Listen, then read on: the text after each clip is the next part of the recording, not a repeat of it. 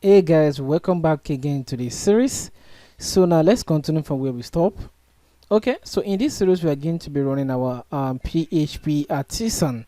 So PHP artisan serve. So we are going to use PHP artisan serve to run our server. Now it says my server is now running on localhost. So I'm going to right click on this URL so I can see where my server is currently running. As you can see, it show us the default Laravel 8 designs. Okay, so now let's go back to our code and use Ctrl J to hide the command line, the terminal itself. Okay, so after we are done hiding that, we are going to go to the resources area. So let me zoom my screen so that you can see what I'm doing. Okay, so we're going to go to the resources area. Under the resources area, go to views. Under views, you can leave the welcome, so leave the welcome as it is. So what we are going to be doing is we are going to be changing the directory of the index, and at the same time we are going to be using bootstrap 5. But before we do that, let's first of all change the directory. So to change the directory, we are going to be adding a new file to this view.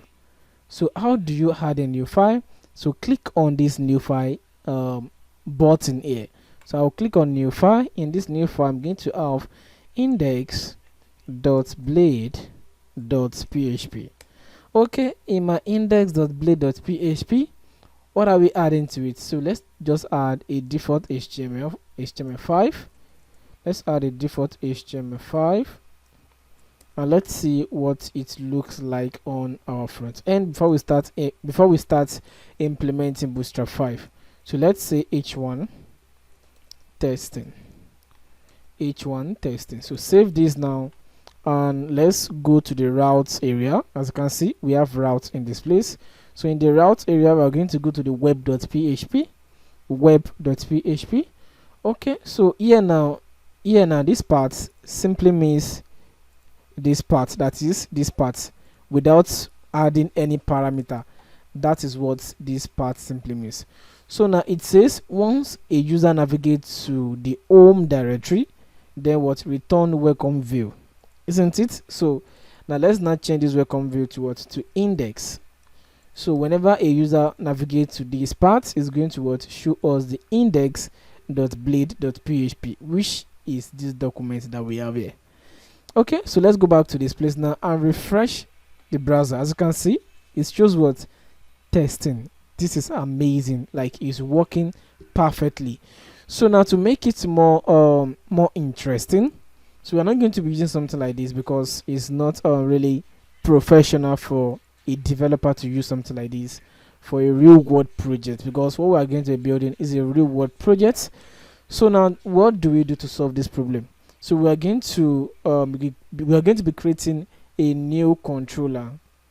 We're going to be creating a new controller that can handle this kind of functionality. So to create a new controller, we're going to use Ctrl J to bring back our terminal. So once the terminal is open up, now this existing terminal, we cannot close it because we still need it to be running while we work on another terminal. So to add a new terminal, click on this add icon. Once you click on the hide icon, it's going to show a new terminal for you. Okay, so how do you add a new controller? It's very simple. Just use this command php artisan make then controller. php artisan make what, controller. Now what controller name are we making? So we are making home controller. Home controller. As you can see, we are making what, home controller. Now let me use enter. Once you click on enter, it's going to tell you that okay, the controller has been created successfully. Now after you are done creating the controller, use Ctrl J to hide the words, to hide the terminal, so that our screen can be free from distractions. Okay, now the next thing to do, whenever you create any controller, the controller is going to be stored at app folder. Now inside app folder, we are going to find the word, the HTTP. Inside the HTTP, you're going to find the controllers. Now inside these controllers is where you're going to find the what, the home controller that we just create. This is the home controller that we just create. Now this home controller is extending the main controller itself, which is this one that we have here. So it's extending this main controller. So you don't have to touch the main controller, just leave it the way it is, and let's focus on the what, on the controller that we create on our own. Okay, now this controller here, now we are going to be writing a new function that will point to our home page. Okay, now to do that, we're going to be saying function. So function, what function name are we pointing? We are pointing function index. So you can use function index or function home, anything you will like to use as your home page. So let me use function home. Let me use function home so that it will be more friendly. Okay, so function home return view index. So I'm going to be returning what, this view index. Now as you can see in our web.php, we already have an inline function that does the return view, but we want to make it more interesting so that it will look more professional. So we created a new controller called HomeController and a new method called home method that's return a view of index. So it's still doing the same thing actually. So now if you save this now and go back to web.php, so we're going to delete this function, this inline function. So we're going to delete that. After you are done deleting it, then we're going to make an array. As you can see, this is an array format. Now in this array format, we're going to bring in home controller. Now as you can see, the home controller is now here. So I'm going to specify this home controller as a class. Can you see? It is now specified as a class, then comma. Now once you add the comma, then after the next parameter, you are going to specify the what, the home method that we are pointing to. Now this is the method home. Now this method home is this guy that we are returning here, which is this view. Okay, so this is how you can point a new controller to a method returning a special view of index to you. Okay, now with this method, now we can have the same thing that we have the previous time. As you can see, it says target class home controller does not exist.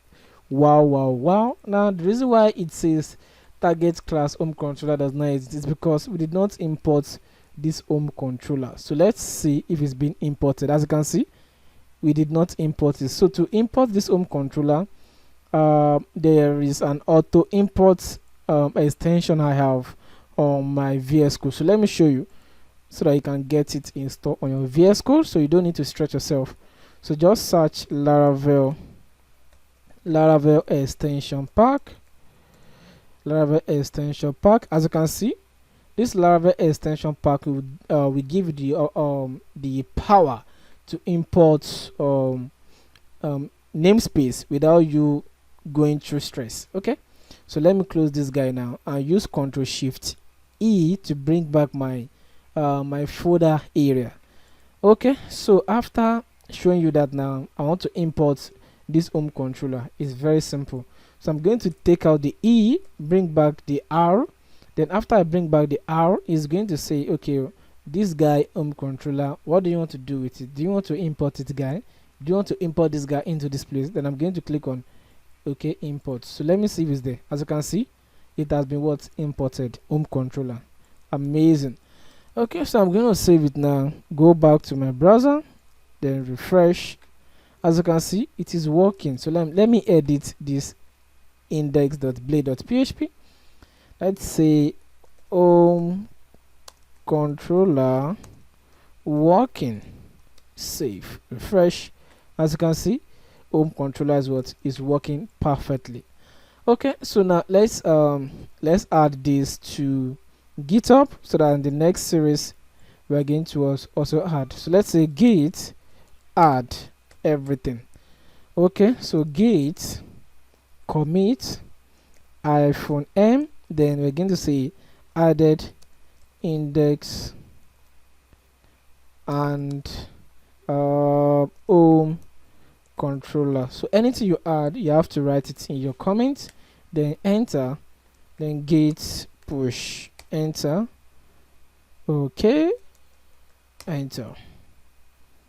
Okay, now my git has been pushed. Then you go back to your what's it called, to your browser, to your GitHub directory to confirm if it's actually here. So refresh this page now, you're going to find it. Now as you can see, it shows the changes that I made. Now this is the changes that I made: the index, the home controller, and the new HTML I added. So this is the best part of GitHub repository. It will give you the ability to track what you have changed and what you have not changed.